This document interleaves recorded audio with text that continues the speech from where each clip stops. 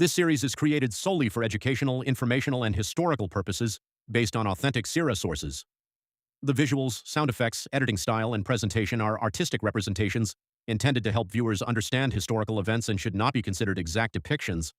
This production is made with utmost respect and reverence toward Islamic history and the life of Prophet Muhammad, peace be upon him. Nasheed tracks used in this production are sourced from publicly available creators on YouTube. All rights to the respective nasheed compositions remain with their original owners and creators.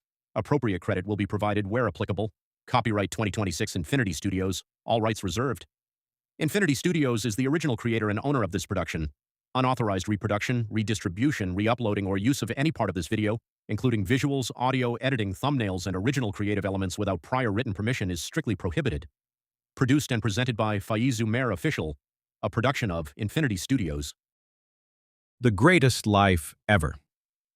Phase Thin, Chapter 7, A New Dawn, Ek Nai Subh. Bismillahirrahmanirrahim. Assalamu alaikum wa rahmatullahi wa barakatuhu.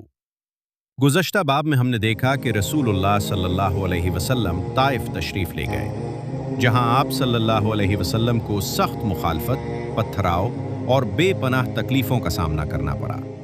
लेकिन इन तमाम आजमाइशों के बावजूद आप सल्लल्लाहु अलैहि वसल्लम ने न सब्र का दामन छोड़ा और न ही दावत इस्लाम को तर्क किया। ताइफ का सफ़र बज़ाहिर नाकामी दिखाई देता था, लेकिन अल्लाह ताला के फ़ैसले कुछ और थे।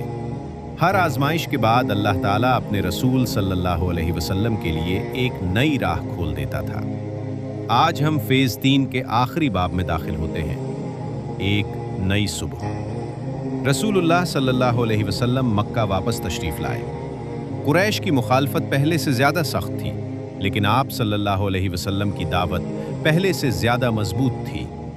आप सल्लल्लाहु अलैहि वसल्लम हर साल हज के मौसम में आने वाले कबाइल के दरमियान जाते, उनके खैमों में तशरीफ़ ले जाते, उन्हें कुरान सुनाते, उन्हें एक अल्लाह की इबादत की दावत देते। बेशतर लोग इनकार कर देते, कई लोग मजाक उड़ाते, कई लोग खामोशी से वापस चले जाते।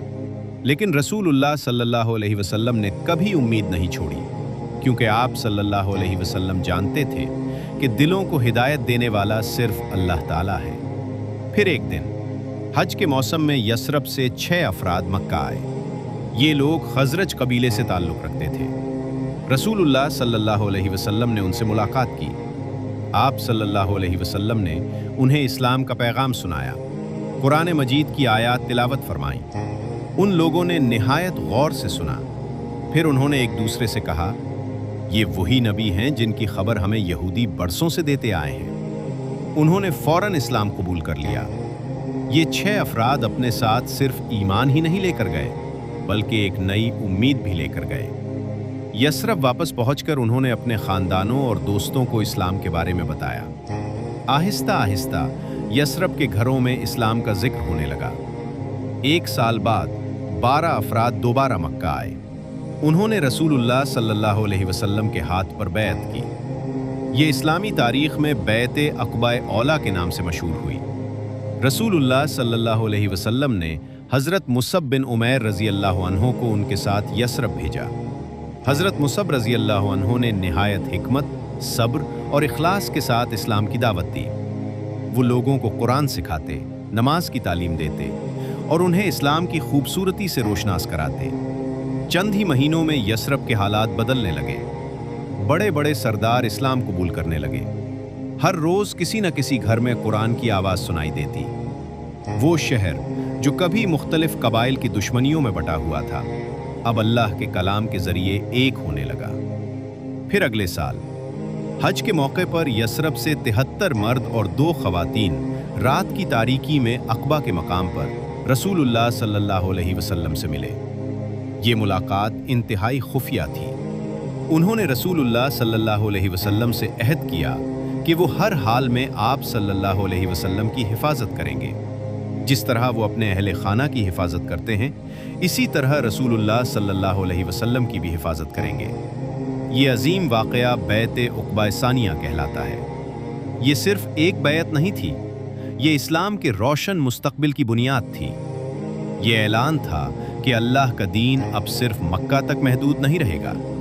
रसूलुल्लाह सल्लल्लाहु अलैहि वसल्लम ने अपने सहाबा कराम रज़ी अल्लाह अन्हुम को खुशखबरी दी। ان کے دلوں میں امید کی ایک نئی روشنی پیدا ہو چکی تھی۔ برسوں کی تکلیفیں، بھوک، مذاق، ظلم، شوب ابی طالب کا محاصرہ، حضرت سمیہ رضی اللہ عنہا کی شہادت، عام الحزن اور طائف کی اذیتیں، یہ سب آزمائشیں بے مقصد نہیں تھیں۔ اللہ تعالیٰ ہر قدم پر اپنے دین کی حفاظت فرما رہا تھا۔ جو لوگ اسلام کو مٹانا چاہتے تھے وہ یہ نہیں جانتے تھے کہ اللہ کا نور کبھی بجھ نہیں سکتا۔ قرآن کریم میں اللہ تعالیٰ فرماتا ہے، وہ چاہتے ہیں کہ اللہ کے نور کو اپنے منہ سے بجھا دیں، لیکن اللہ اپنے نور کو مکمل کرنے والا ہے، اگرچہ کافر اسے ناپسند کریں۔ سورۃ الصف آیت 8۔ یہی اللہ کا وعدہ تھا اور یہی وعدہ پورا ہونا شروع ہو چکا تھا۔ اس باب سے حاصل ہونے والے سبق: 1، اللہ تعالیٰ ہر مشکل کے بعد آسانی پیدا فرماتا ہے۔ 2، اخلاص کے ساتھ کی گئی دعوت کبھی ضائع نہیں جاتی۔ 3، صبر کرنے والوں کے لیے اللہ بہترین راستے کھول دیتا ہے۔ 4، اسلام کی کامیابی انسانوں کی طاقت سے نہیں بلکہ اللہ کی مدد سے ہوتی ہے۔ 5، امید کبھی نہیں چھوڑنی چاہیے کیونکہ اللہ کی رحمت ہر اندھیرے کے بعد نئی روشنی لے کر آتی ہے۔ اختتامی پیغام یوں: فیز 3 دی ٹرائلز آف مکہ اپنے اختتام کو پہنچتا ہے۔ یہ صرف آزمائشوں کی داستان نہیں تھی، یہ صبر کی داستان تھی، یہ استقامت کی داستان تھی، یہ قربانی کی داستان تھی، یہ اللہ پر کامل یقین کی داستان تھی۔ رسول اللہ صلی اللہ علیہ وسلم نے ہر مشکل کو برداشت کیا لیکن حق کا پیغام کبھی نہیں چھوڑا، اور یہی وہ سبق ہے جو آج بھی ہر مسلمان کے لیے مشعل راہ ہے۔ اگر اس مرحلے نے ہمیں کچھ سکھایا ہے تو وہ یہ ہے کہ مشکلات عارضی ہوتی ہیں لیکن اللہ پر بھروسہ ہمیشہ انسان کو کامیابی کی طرف لے جاتا ہے۔ جزاکم اللہ خیرن کہ آپ نے the greatest life ever phase 3 کے اس تاریخی سفر میں ہمارا ساتھ دیا۔ السلام علیکم ورحمۃ اللہ وبرکاتہ۔